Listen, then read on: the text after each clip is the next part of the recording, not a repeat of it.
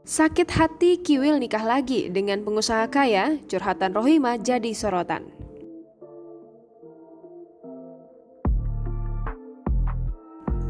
Rohimah Ali membagikan foto saat dirinya sedang tersenyum dengan kabar pernikahan Kiwil dengan Eva Bellissima.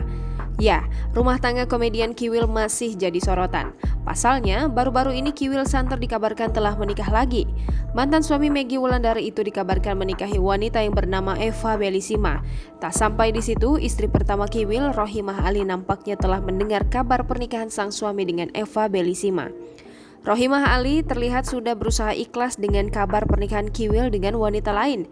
Terbukti dari unggahan di laman Instagram Rohimah Ali, istri pertama Kiwil itu membagikan foto saat dirinya sedang tersenyum.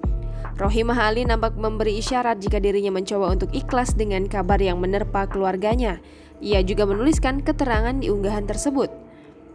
Mencoba untuk tersenyum dan menatap diri sendiri ke depan aja dulu deh. Bagaimana untuk gimananya, lihat nanti aja.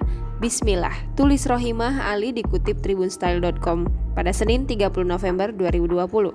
Sontak unggahan milik Rohimah Ali itu langsung dibanjiri komentar dari warganet. Mereka nampak bersimpati dan memberikan dukungan untuk Rohimah.